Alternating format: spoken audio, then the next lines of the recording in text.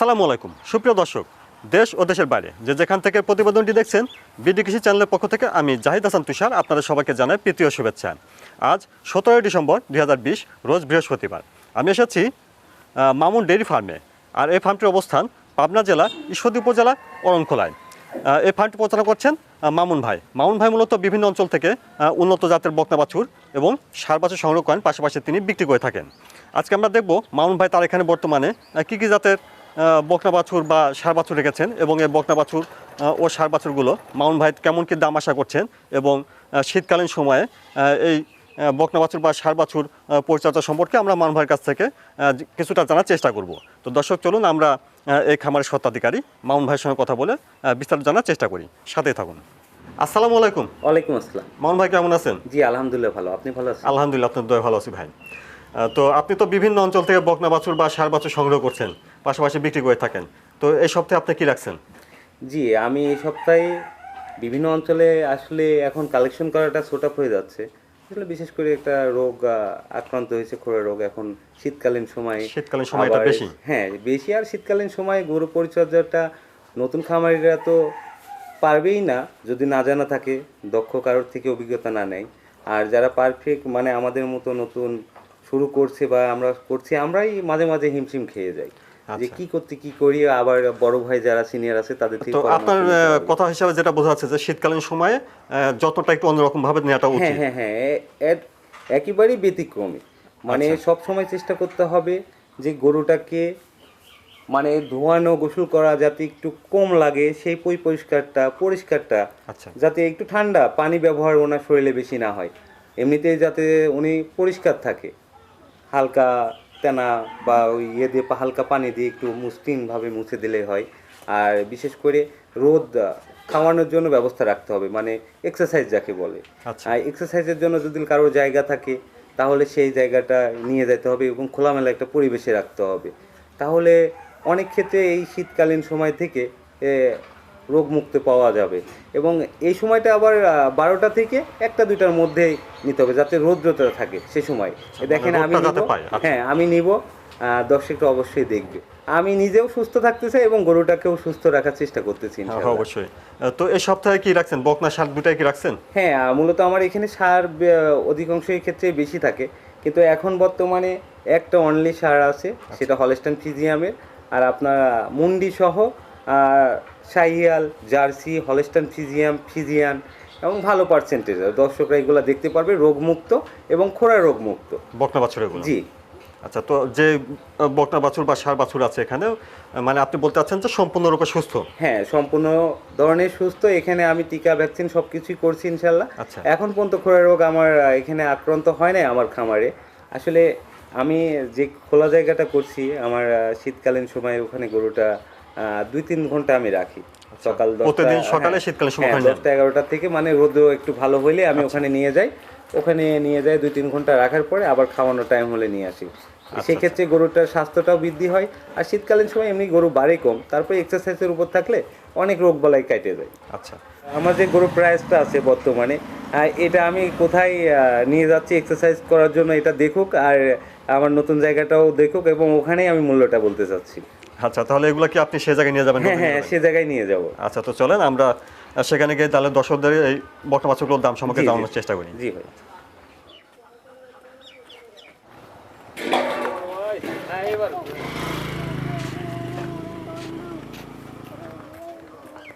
এখন শীতের মৌসুমে তো গরুটা সুস্থ সবল রাখার জন্য গরুটাকে একটু রোদ উঠলে, সকালে 10টা পর হোক 11টা পর হোক, একটু রোদ উঠলে খোলামেলা একটা পরিবেশে 2-3 ঘন্টা রাখলে গরুটা সুস্থ সবল থাকে এবং রোগমুক্ত থাকে। তো যাদের জায়গা নাই তারা একটু ব্যতিক্রমী পথ অবলম্বন করবে। হয়তো বা সের থেকে বাড়াই করে একটু হাঁটালো, দূরে কোথাও বা একটু বাঁধে রাখলো, ডুগা বা কোনো কিছু তৈরি করে। তো যাদের জায়গা আছে তারা এরকম কিছু করলে হয়তো বা সুবিধা হবে। বর্তমানে যে রোগের পরিস্থিতি, শীত মৌসুমে আসলে গরু সুস্থ সবল থাকবে। আমার দেখেন প্রতিটা মনে অনেকটা প্রফুল্লতা কাজ করবে। হ্যাঁ প্রতিটা গরুকল দেখেন, এদের মনে হচ্ছে যে খুব হাসি আনন্দে আছে। জি, এর মনগুলা খুব সুন্দর এবং প্রতিটা গরুই রোগমুক্ত। আচ্ছা, তো মামুন ভাই চলেন এই জায়গায় যে বকনাগুলো আছে এই বকনাগুলোর দাম সম্পর্কে আমরা দর্শকদের জানানোর চেষ্টা করি। জি ভাই।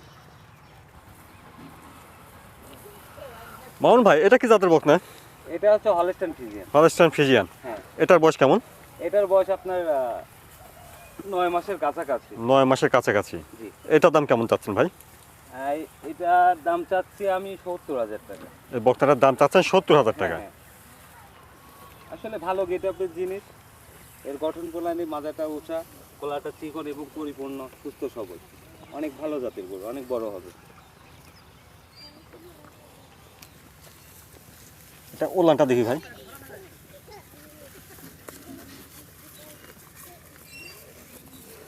এটা ফ্রিজিয়ান জাতের গরু। ফ্রিজিয়ান। এটার বয়স কেমন হবে? এটার বয়স 9 মাসের কাছাকাছি।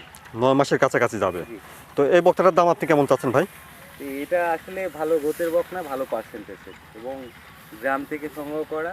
এর মায়ের রেকর্ডও অনেক সুন্দর, পরিপূর্ণ এবং জাত ফ্রিজিয়ান এবং খোড়া রোগ, কোনো রোগ বালাই ইনশাল্লাহ নাই। একটা বাচ্চার যে পরিপূর্ণ গঠন প্রণালী থাকা দরকার এটার মধ্যে আছে। আচ্ছা, তো এটার দাম কেমন চাচ্ছেন ভাই? এটার দাম চাচ্ছি 65,000 টাকা। বকনাটার দাম চাচ্ছেন 65,000 টাকা। খুবই ভালো জাতের বকনা এবং সব কিছু তো দেখতে পাচ্ছেন, অনেক ওলান টোলানো অনেক সুন্দর, গেটআপটাও অনেক ভালো, ন্যাসটা ছোট, মাজাটা উঠার, গলাটা চিকন, পরিপূর্ণ আসলে গঠন প্রণালী আছে এর মধ্যে। এটা হলস্টাইন ফ্রিজিয়ান। Holstein Friesian. জি জি। এটার বয়স কেমন? এটার বয়স আপনার 7.5 মাস। 7.5 মাসের মতো। জি। এই বকনাটার দাম কেমন চাচ্ছেন ভাই? এই বকনাটার দাম চাচ্ছি 45,000 টাকা। বকনাটার দাম চাচ্ছেন 45,000 টাকা। জি। এটা হলস্টাইন ফ্রিজিয়ান। Holstein Friesian. এটা বয়স কেমন? এটার বয়স আপনার 7 মাস পার হয়ে গেছে। 7 মাসের উপরে। জি। তলাটাও অনেক সুন্দর। এটার দাম কেমন চাচ্ছেন? এটার মূল্য চাচ্ছি 50,000 টাকা। এটার দাম চাচ্ছেন 50,000 টাকা। এটা ভাই জার্সি। জার্সি। হ্যাঁ হ্যাঁ। এটা বয়স কেমন? এটার বয়স আপনার 13 মাস পার হয়ে গেছে। 13 মাসের উপরে। হ্যাঁ। এই বকনাটার দাম কেমন চাচ্ছেন? এই বকনাটার দাম চাচ্ছে আমি 65,500 টাকা। তলাগুলো অনেক সুন্দর ভাই। এই বকনাটার দাম চাচ্ছেন 65,500। 65,500 টাকা। তলাগুলো অনেক সুন্দর।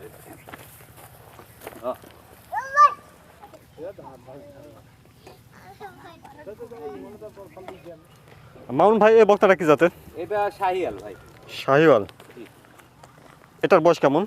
এটার বয়স আপনার 10 মাসের কাছাকাছি। 10 মাসের কাছাকাছি। জি। এটার দাম কেমন চাচ্ছেন? এটার দাম চাচ্ছি 70,000 টাকা। এই বকনাটার দাম চাচ্ছেন 70,000 টাকা। 70,000 টাকা। এটা কি জাতের বকনা ভাই? এটা ভাই জার্সি। জার্সি জাতের বকনা। এটার বয়স কেমন? এটার বয়স আপনার 8 মাসের কাছাকাছি। 8 মাসের কাছাকাছি। দাম কেমন চাচ্ছেন? এটার দাম চাচ্ছি 50,000 টাকা। বকনাটার দাম চাচ্ছেন 50,000 টাকা। জি।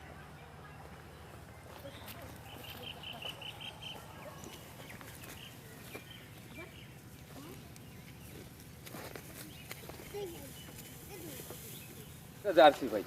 জার্সি জাতের। এটার বয়স কেমন? এটার বয়স আপনার 14 মাস। 14 মাসের মতো বয়স। জি। এই বকনাটার দাম কেমন চাচ্ছেন? এটার দাম চাচ্ছি আমি 70,000 টাকা, আলোচনায় কম হবে। বকনাটার দাম চাচ্ছেন 70,000 টাকা। জি, আলোচনায় কম হবে। এখানে আমার যে কাছে যেগুলা গরু আছে সব কোয়ালিটি ফুল। তারপরে এই বকনাটা কি জাতের ভাই? অস্ট্রেলিয়া ভাই। অস্ট্রেলিয়ান। জি। এটার বয়স? এটার বয়স আপনার 8 মাস। 8 মাসের মতো। জি জি। এটার দাম কেমন চাচ্ছেন? এটা ফার্স্ট ক্লাস অস্ট্রেলিয়া এবং অনেক সুন্দর। কালো গরু অস্ট্রেলিয়া হয় অনেকে অজানা। আচ্ছা, তো এই বকনাটার দাম কেমন চাচ্ছেন ভাই? এটা 55,000 টাকা। 55,000 টাকা। জি জি।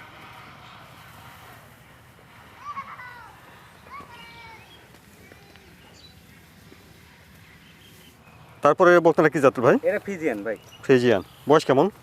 এটার বয়স হচ্ছে আপনার 8 মাসের কাছাকাছি গেছে, পরিপূর্ণ 8 মাস এখনো হয় নাই। 8 মাস এখনো হয় না। জি। তো দাম কেমন চাচ্ছেন এটা? এটার দাম চাচ্ছি আমি আপনার 47,000 টাকা। বকনাটার দাম চাচ্ছেন 47,000 টাকা। জি। এটা ফ্রিজিয়ানের গঠন প্রণালী যা থাকে এটার মধ্যে আছে। আমি সুস্থ সবল। মোহন ভাই এটা কি জাতের বকনা? এটা হলস্টাইন ফ্রিজিয়ান। Holstein Friesian. এটার বয়স কেমন? এটার বয়সও আপনার 8 মাসের কাছাকাছি, পরিপূর্ণ হয় নাই, কাছাকাছি। 8 মাসের কাছাকাছি। জি। তো এটার দাম কেমন চাচ্ছেন? এটার দাম চাচ্ছি আপনার 40,000 টাকা। বকনাটার দাম চাচ্ছেন 40,000 টাকা। জি। মোহন ভাই এটা কি জাতের বকনা? এটা জার্সি ভাই। জার্সি বকনা। জি। বয়স কেমন এটা? এটার বয়স আপনার 7 মাস পরে নাই, এখনো কাছাকাছি। 7 মাস পরে নাই। জি। তো এই বকনাটার দাম কেমন চাচ্ছেন? এই বকনাটার দাম চাচ্ছি 35,000 টাকা। বকনাটার দাম চাচ্ছেন 35,000 টাকা। হুম, হুম। অনেক সুন্দর। এটা ষাঁড় বাচ্চা? জি, এটা ষাঁড় বাচ্চা। কি জাতের ভাই এটা? এটা হলস্টাইন ফ্রিজিয়ামের ষাঁড় বাচ্চা। হলস্টাইন ফ্রিজিয়ানের ষাঁড় বাচ্চা। এটার বয়স কেমন? এটার বয়স 7 মাসের মতো। 7 মাসের মতো। জি। দাম কেমন চাচ্ছেন এটা? এটার দাম চাচ্ছি 40,500 টাকা। ষাঁড় বাচ্চাটার দাম চাচ্ছেন 40,500 টাকা। 40,500 টাকা। জি। অনেক বড় ভালো জাতের গরু এবং অনেক বড় হবে।